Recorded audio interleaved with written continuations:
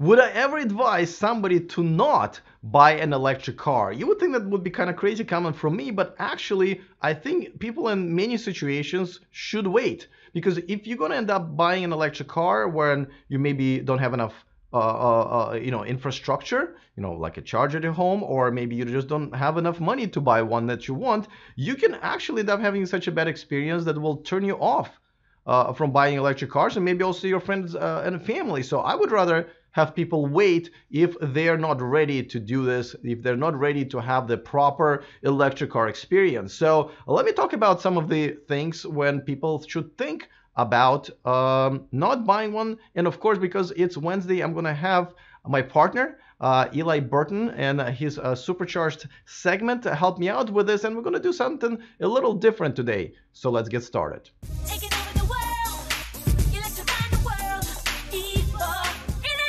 Welcome to E4 Electric, your number one source of unbiased electric car news. If this is your first time here, go ahead and click on the subscribe button down there so you don't miss anything moving forward. And of course, I want to give a quick shout out to one of my newer Patreons, Hans-Peter Hauser. Thank you so much for joining my Patreon community, the only place where you can watch these live, and also thank you for supporting this independent channel. If you want to join that community, go to the description of this video. All right, as I mentioned, Eli is going to be here in a second, but usually we do this over the wonders of the internet, through the webcams, but today, because actually today he's already on the other side of the world, so we got together yesterday in person, because we were already hanging out, and we were also actually filming a segment for Now You Know with Zach and Jesse, so we're going to be on that channel in a bit, and we had this conversation in person, and it was kind of weird to have something like just saying, hey, listen, don't buy an electric car if you're in this situation. But overall, I think also we talked about, how fast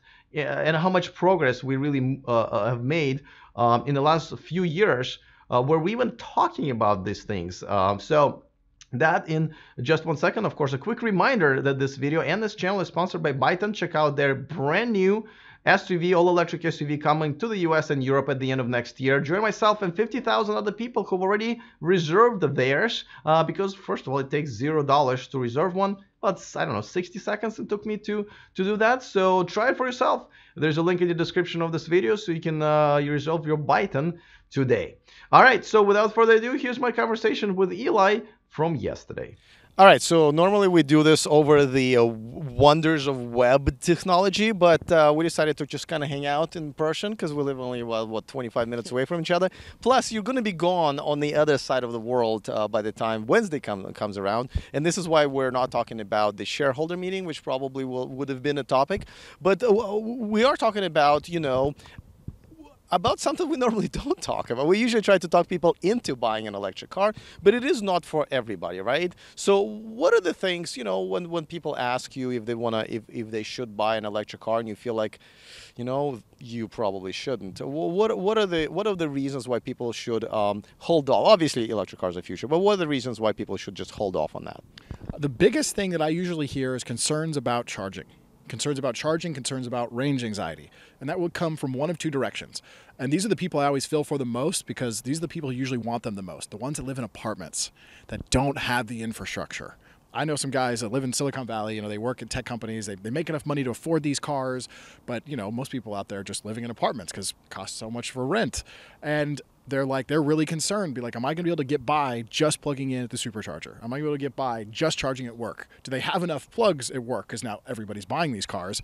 That is a real concern for people to buy these. And that's just for the apartment living. The other side of it is the people who are worried about being able to go long distance and get where they're going. Now, with Teslas now, the range that the Model 3 is getting over 300 miles, 370 now in the Model S, over 300 in the Model X.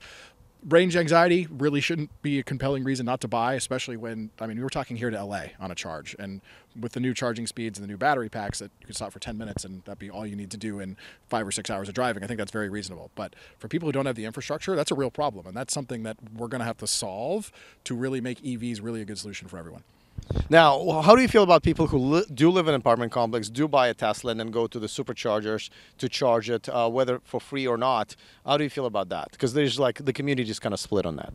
Look, I think that it's great that they decided to still buy an electric car, even with the personal cost that it has to them. Yeah, it sucks for the other people that they're taking up one more spot, but imagine how much time. I think about how much time they're burning up of their life just to have this car. Like, I think the net out is we want those people to have the car.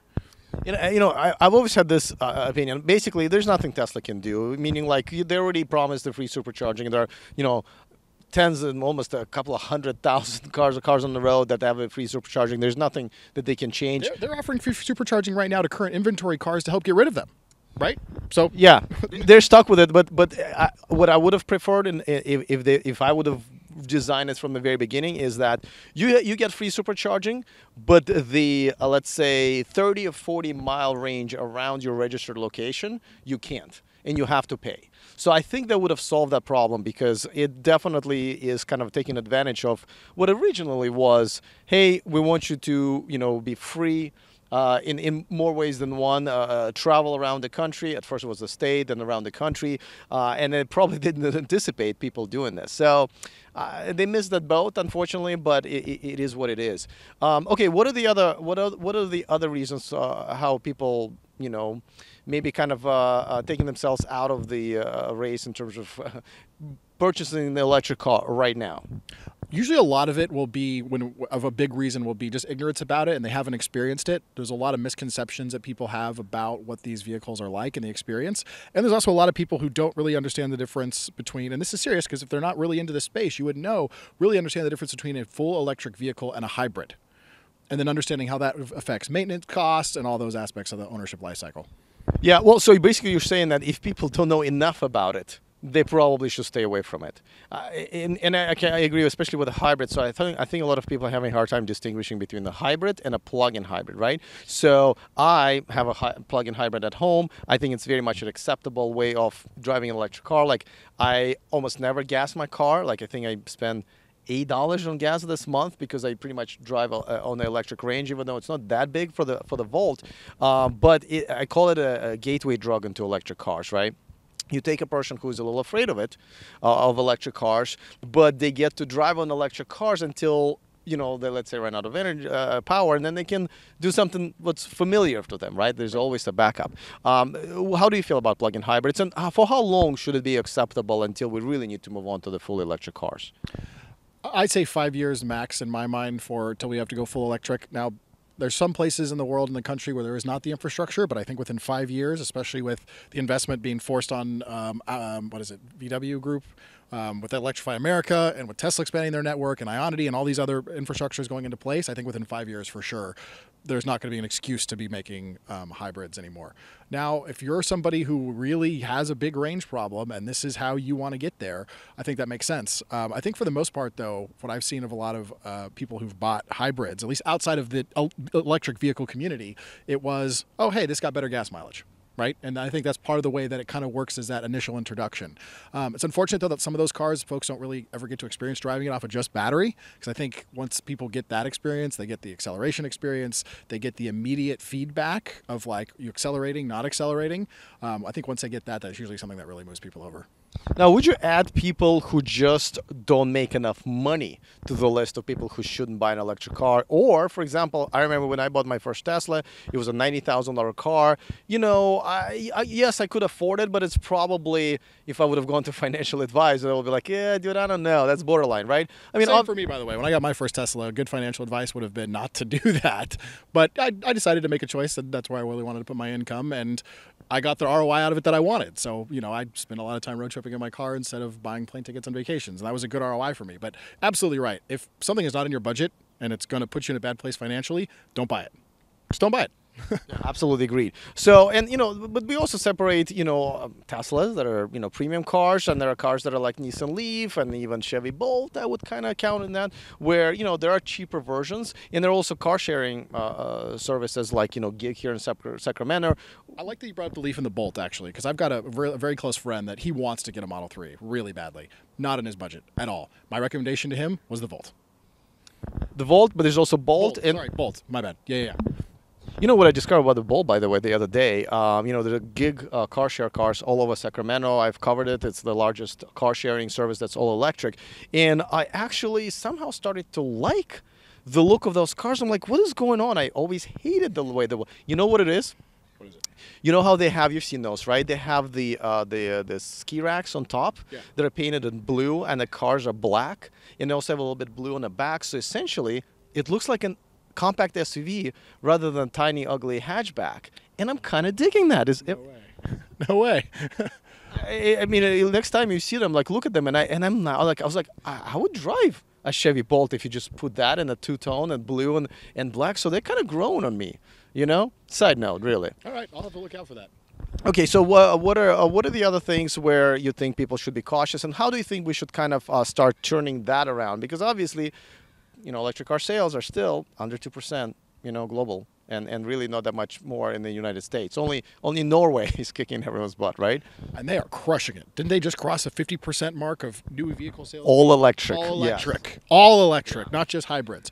I think part of the reason why the global sales of it are still that small is the other legacy auto manufacturers are not producing these electric cars at volume, and they're not marketing these cars at volume. They're still not marketing that electric is what you should be buying instead of gas. They're starting to. Audi's starting to really do the thing, but we don't really have the scale of cars even being produced for them to be taking over more than 2% of the market. So I think there's a lot more ways to come. And as you see some of the struggles that Jaguar and Audi are having right now with recalls, as they're finding out, making this new type of car is going to have some bumps in the road. And it's going to take longer than they want, their shareholders want, and so do the consumers who want to buy them. So I think we just need to see a lot more of these vehicles being produced. And you know what? I think something that's probably not going to happen with this administration, but if the government were to continue doing the EV tax incentives to continue to drive this investment and this growth, I think that would be really key and helpful. Well, so government is continuing to do it, just not for Tesla and Chevy at this point, which is unfortunate, by the way. I definitely support this kind of a flat, everyone's got 5 years and go kind of thing, right? Okay, so essentially, just to kind of summarize, if you don't have enough money, if you don't know enough about these cars to actually enjoy it and to take full advantage of it, and if you don't have the appropriate infrastructure to charge it, an electric car is not for you right now. Correct. For you right now. But in a few years, I think those, at least the big one of being infrastructure, is going to go away. And even all the other manufacturers out there that right now are maybe only making 200-mile range cars, they're going to have 300-mile range cars within 3 years, for certain. Now, the reason I mentioned the last thing about just being able to afford it, because we have an amazing infrastructure here in Sacramento. The government of Sacramento just put ridiculous amount of money. This Electrify America, we have 5 locations of Electrify America just here. We have the first EVgo fast charging curbside location, and we have tons and tons and tons of superchargers and other regular locations to charge. I feel like I am seeing electric vehicle charging in every parking lot I go to now. For grocery stores, parking garages, like everywhere. Everywhere. What I'm not seeing is electric cars charging there. Because unfortunately, this is the lowest income almost in California for a major city. So even though we have the government money to put the infrastructure in, we don't have people actually buying them. And I do have to agree with you that a lot of these people who can maybe afford those cars, they don't know enough. No, they're not being reached. Yeah. And one last thing I want to mention, because I think this is another interesting way how people are getting into these cars, is Envoy, right? So Envoy they've just recently launched here. They basically have electric cars, and I think mainly e-Golfs, but some Bolts, where they park them and they put 2 fast charging networks, stations in a low-income apartment complex. So even those people who with a low income cannot afford the cars, they can use them for free, and a lot of times, well, I think this is a small fee though, but they can go in Uber or do Lyft using this cars and not having to pay for it. I love that way to introduce everybody else into the market. So I love Envoy just for that. That's really smart. I'd heard a little bit about this, but didn't know the full details until you just said it. That's brilliant. And you make it kind of a self-funding, like, grassroots growth of exposure to electric vehicles. I love that. Yeah, I love that too. So it's kind of weird. I come from the Bay Area where a lot of electric cars, not as much infrastructure. Here we have a lot of infrastructure and not enough electric cars. But I think that's to all of the 3 points that you made about it. So, all right. Well, I'm interested to know what obviously the comments are, because we have people in other countries and different places where infrastructure is different and income levels are different. But before we go, tell us a little bit about your new podcast that you've been doing for like a month now, right? Yeah. So I've got a new project. It's called the Tesla Geek Show.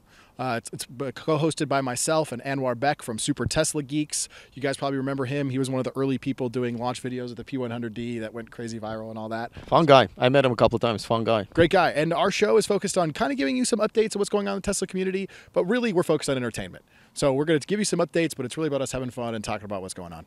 All right, and I'm going to put the link in the description of this video where you can listen to the podcast. What's the latest one about?